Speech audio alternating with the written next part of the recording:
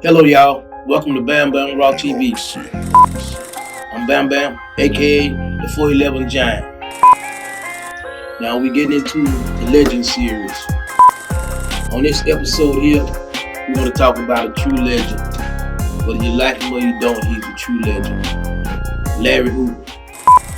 Reapplying for sentencing break, Larry Hoover says he wants nothing to do with the Gangster disciples.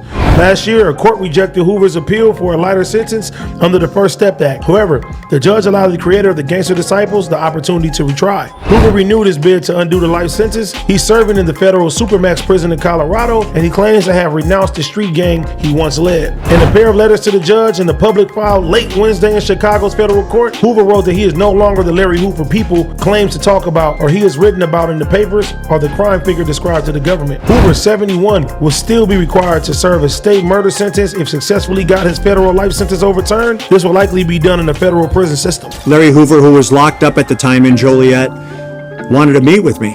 And wanted to meet with me and my partner, actually. Have you ever wondered about the real-life villains and heroes of the streets?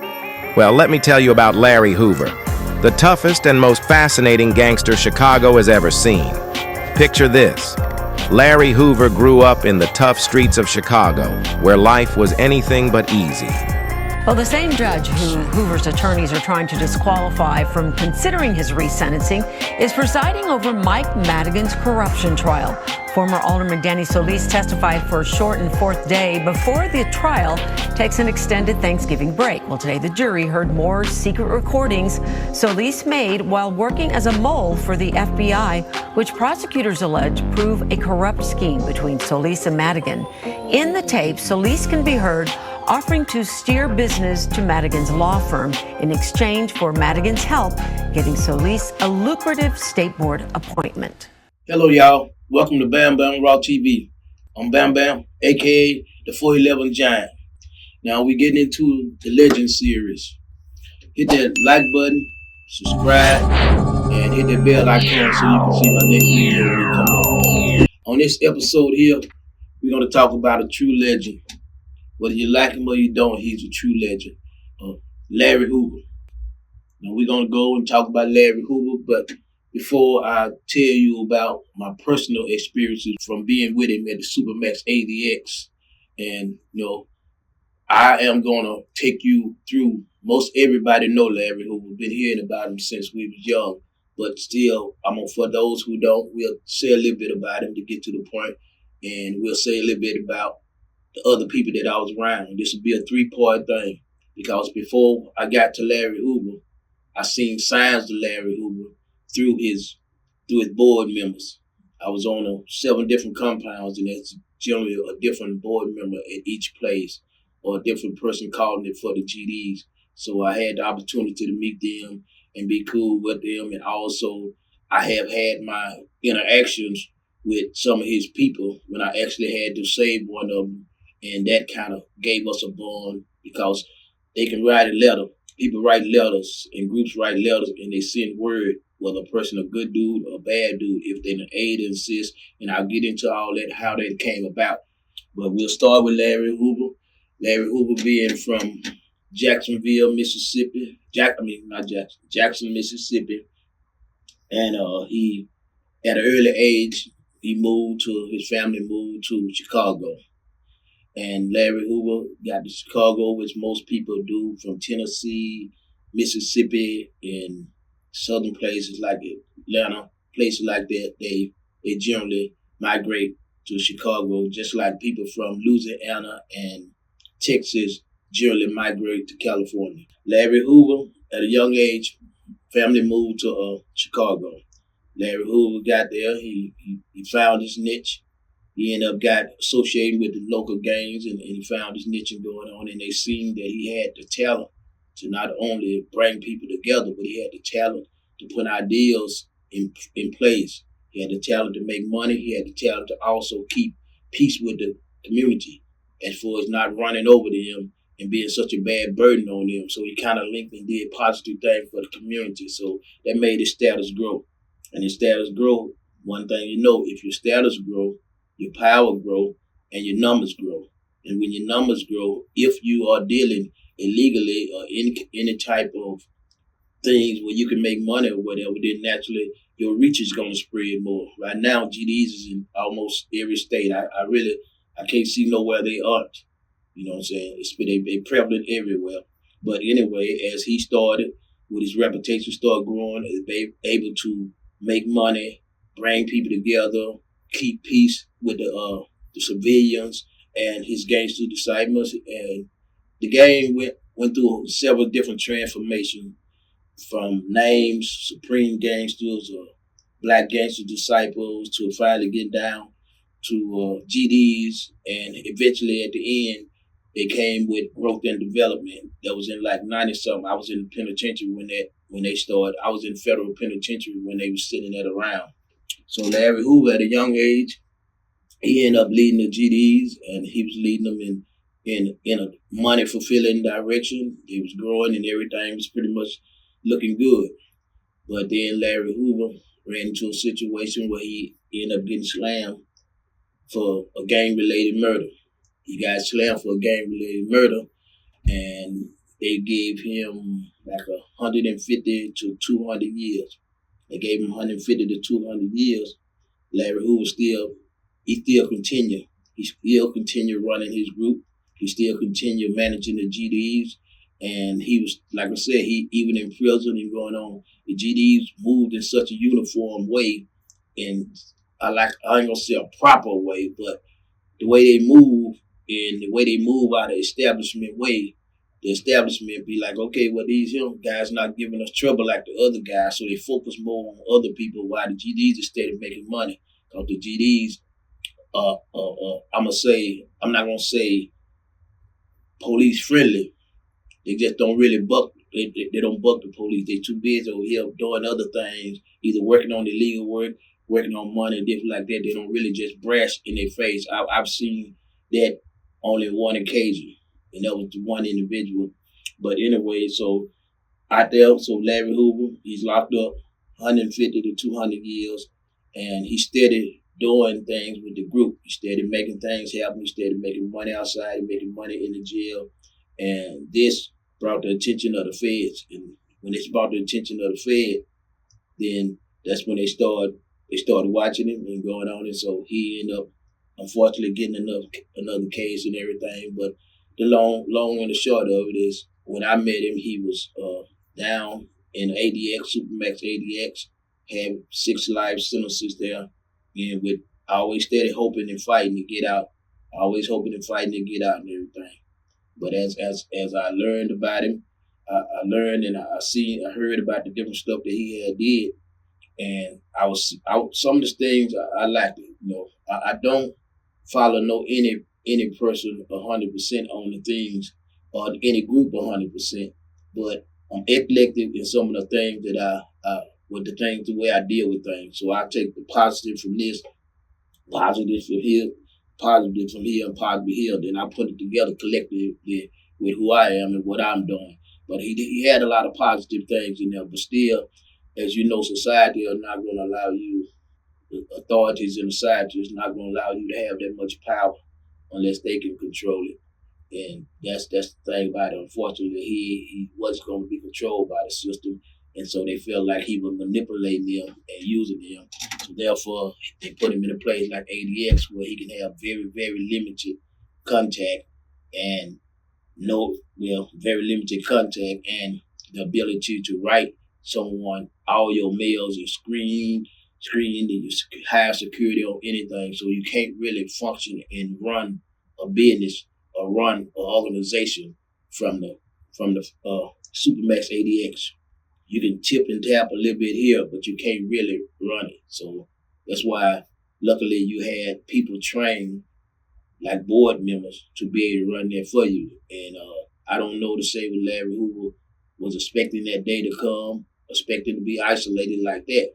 But that thing of having the board members up and having all these laws put down, it definitely helped the situation, that considering where he at right now and everything. But Larry Hoover is one of the leading founders of the GD's Gangster Disciples, Growth and Development now. Used to be Black Gangster Disciples and everything.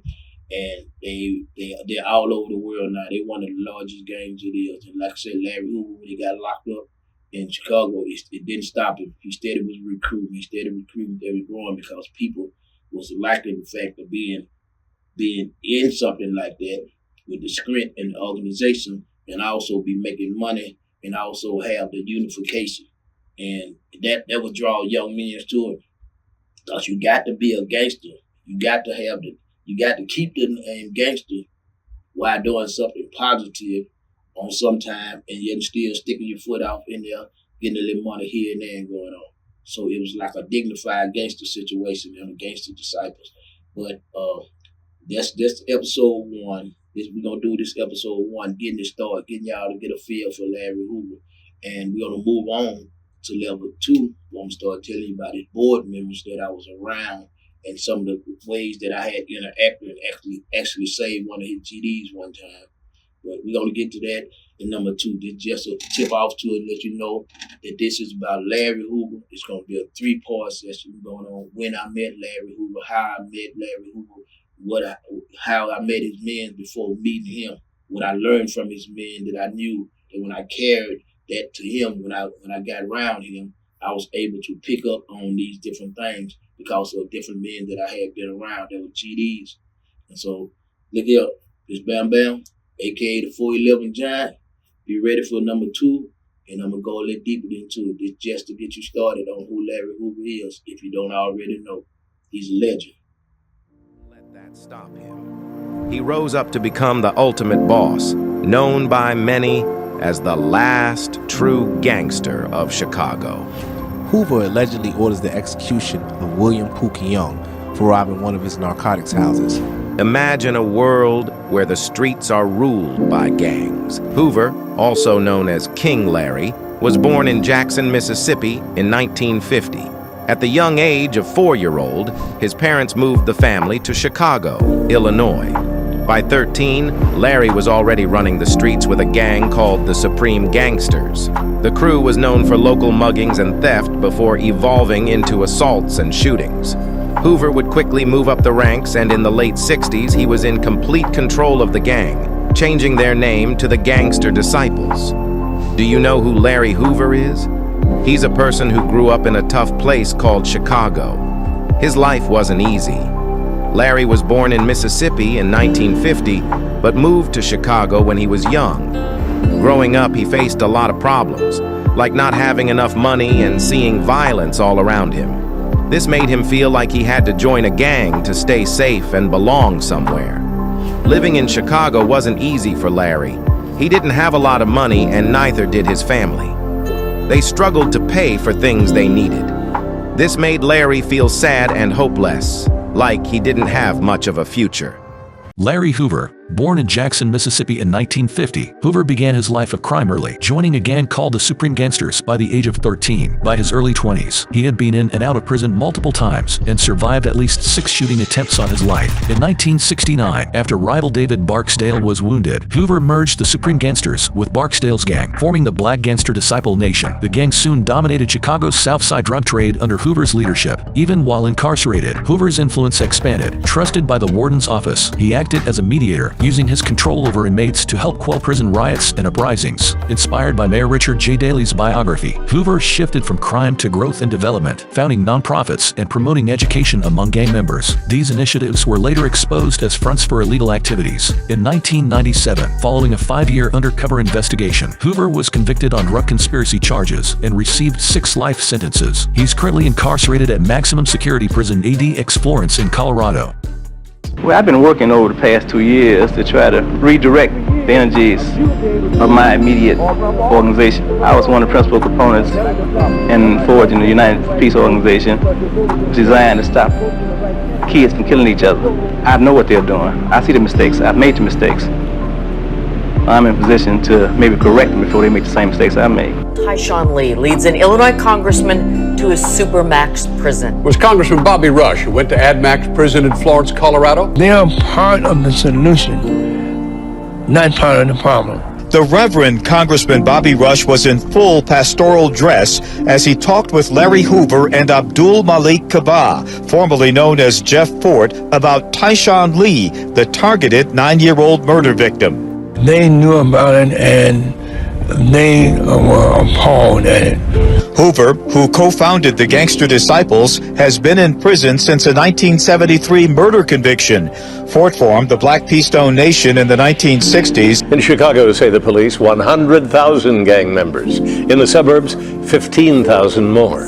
Ron Cathy, I'm outside the most secure prison in the United States. It's where Congressman Bobby Rush held private meetings today with 2 of Chicago's original gangsters. Tell those youngsters to stop the killing. AdMax houses just under 500 of America's worst criminals, including 9/11 conspirator Zacarias Moussaoui, the shoe bomber, the Unabomber, Oklahoma City, and Olympic bombers, to name a few.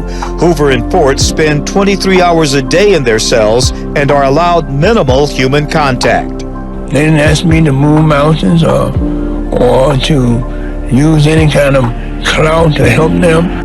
Rush is convinced that if Hoover and Fort are allowed to communicate, they can help the now desperate effort to stem Chicago's violence. Larry Hoover was the undisputed leader of the largest monolithic gang in the nation. Larry Hoover has been incarcerated since 1973. At this rate, it's highly unlikely that he'll ever see the outside world again. This former leader of Chicago's Gangster Disciples is currently serving multiple life sentences at the prison known as ADX Florence, which has a reputation for being one of the most psychologically punishing correctional facilities in the entire world. After being charged with murder in the 1970s, Larry would later be convicted of running the Gangster Disciples from inside his prison cell. That was in 1997, and every single day since then, Larry has been forced to spend 23 hours in solitary confinement. Today, police spent about 2 hours combing through the records that saved the children on the South Side.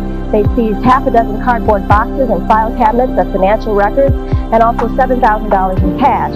Police say the charity organization has legitimate operations, but they also believe it is a front for an effort to get Hoover out of jail.